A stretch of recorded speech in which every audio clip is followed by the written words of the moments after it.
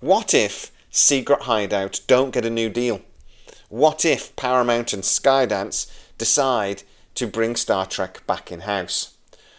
What would Skydance do? Welcome to the Tachyon Pulse podcast. Our tachyon pulse has been unable to completely penetrate the anomaly. So, I do have the pleasure of being able to speak to several people within the industry, and I have 5 people that are in and around Secret Hideout, Skydance and Paramount that I do get to speak to. I also have somebody else that I get to speak to occasionally who actually directly works on Strange New Worlds. So I have a nice little collection of people that I can sort of tap up on this and to get their opinion on what might happen next. I'm going to confirm now that this is them speculating, but they work in the industry, they work very closely with these companies. They're going to be making educated guesses on what might happen next. So, first of all, Skydance. I've spoken to a couple of people that obviously have a really good working knowledge of how they do things and asked them what they think they would do if, in this decision, will they give Secret Hideout a new deal or will they move Star Trek back in-house? Their opinion is that if they can, and there are many factors here, there's lots of things going on, but if they can, they will bring Star Trek back in-house. That's apparently how they like to do things. They like to actually do things themselves. Their way of producing television and movies in the past has always been in partnerships, fair enough, but to actually have hands-on and get stuck in themselves. Dave Ellison apparently does get involved in different projects. He likes to know what's going on and he likes to keep on top of things. He has a very hands-on management style. Now, don't get me wrong, Paramount is a bigger beast. But from what we hear about this man, he likes to be kept abreast of what's going on, and the best way to do that would really to bring Star Trek back in-house. Now, they've got CBS Studios, and CBS Studios has actually done the filming, so they've actually got the practical things in place to continue doing Star Trek. It's the writing and the producing, etc., that they don't necessarily have on tap. But I am being told that the chances are they probably would keep their relationship with Rod Roddenberry and Roddenberry Entertainment, and they probably would keep a relationship in some way with Kiefer Goldsman. I'm not massively happy about that because I actually blame him directly for the things I don't like about Strange New Worlds, but he has produced many things over the years that are of interest, and if Skydance think that he can do a job, so be it. We never really know what's Goldsman and what's Kurtzman sometimes with some of these creative decisions, so we'll just have to see what happens with that. Taking it internally, Skydance would see that there's no real problem with that. The deal that's in place at the moment is a little bit complicated with Secret Hideout, but they are very confident, apparently, speaking to the people I speak to, that they can sort of resolve those issues very quickly by offering Kurtzman other things. He is ambitious, Kurtzman. He does want to do movies, etc. again, and they're confident that they can sweeten the pot to allow Secret Hideout to simply go away and for Star Trek to come back home. The main thing I'm being told over and over again by people that have had relationships with Skydance at different times is that they are very aggressive with these types of things.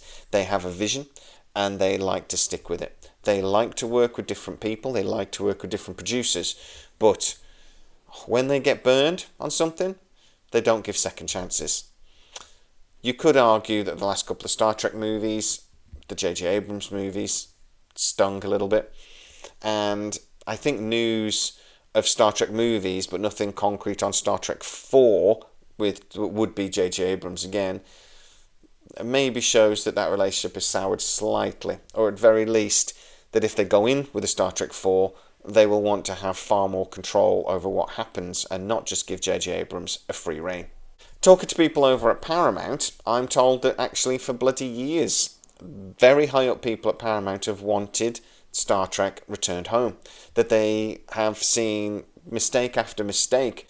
I've told you before that actually before the first round of redundancies that were very high up executives, there were some big names over there that were really, really not happy with what Kurtzman was doing. They basically said it's too complicated. There's too many timelines going on. There's too many different storylines going on, and these overarching storylines. You're aiming only at one demographic, which is a massive mistake, and it's just confusing. They wanted to simplify Star Trek dramatically. They were desperately pushing for legacy and allowed Terry Matalas to do the third season of Picard the way he did to open that door up. Those people, or a lot of those people, are now gone.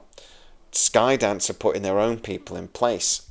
But from the Paramount sources I'm speaking to, the word around the water cooler basically is that Star Trek will return, and that actually Skydance will put in new people to run Star Trek. And one of the main priorities, what is whispered around the water cooler again all the time, is that they will start that new era of Star Trek with legacy, and they would want Terry Matalas. Now, I don't know if they've spoken to Terry Matalas. I'm absolutely certain he wouldn't tell us if they had, but that would be their ambition moving forwards. And I think they know that a lot of fans would be on board with that if they did. It would be a dramatic way to restart the franchise. I wouldn't mind seeing it, but I will happily see anything with Jerry Ryan in. I know again though from my chats with people in the close Skydance, and that Secret Hideout are currently pitching different project ideas to the Skydance executives now at Paramount, and that basically Skydance told them months ago one of those pitches better to be something with either legacy or Jerry Ryan, or preferably both. And they have had that direction. Whether they're actually going to do that, or whether they get Jerry Ryan to agree to do something like that, is still up for debate. How about, though, people at Secret Hideout? I've spoken to a couple of people over there, and I've actually spoken to a couple of people that I've spoken to other people, to be fair, again, in different levels of the company. And they're basically saying they're not being told anything. They don't know. There were whispers that Paramount had told them a while ago that the extension wasn't going to happen, and that's, again, one of the reasons why we're only getting 6 episodes of Strange New Worlds in the 5th season. But it seems to be radio silence now. They're not being told anything over at Secret Hideout. Now, we can interpret what that means in a few different ways. It may just be that the hierarchy is shut down, because at the end of the day it's going to be the top bosses that are talking to Paramount, not writers and rig people and actors and that sort of thing. They're not going to be involved in those negotiations. So maybe it's just a sign of that. Or maybe it's a sign that actually they're not being told anything because they're not getting a new deal. And to be fair, if you're not getting a new deal, or you're going to be making a load of redundancies in about 18 months, you don't tell people. You keep them motivated, you know, maybe keep them in the dark a little bit, but you don't tell them the bad news when you've still got a season of Strange New Worlds to do, a season of Academy to do, and then the last season of Strange New Worlds to do. You keep everybody moving in the right direction.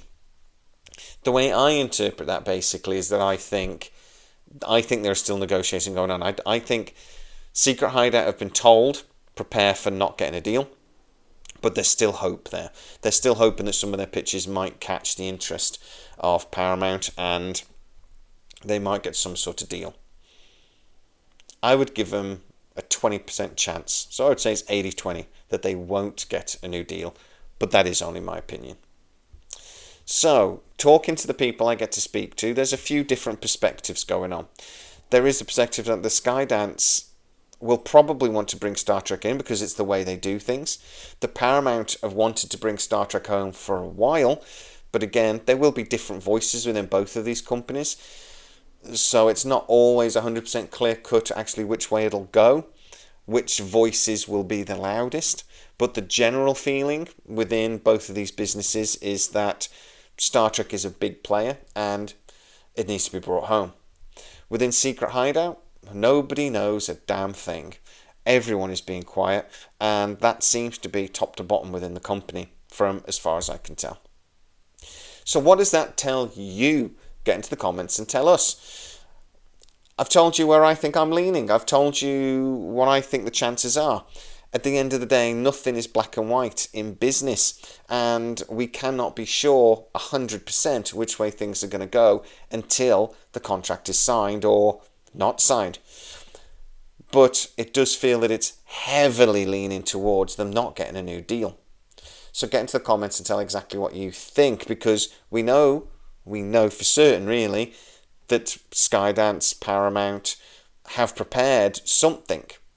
But I think that's just good business sense, if I'm honest. So get into the comments and tell exactly what you think. If you are new to the channel, don't forget to like, subscribe, and hit that bell notification. It really helps us out and you'll never miss any of our new videos. Also, you can become a member of the channel and get to see a lot of these videos before everybody else. Go check that out. As always, please stay safe, and I'll see you next time. Our tachyon pulse has been unable to completely penetrate the anomaly.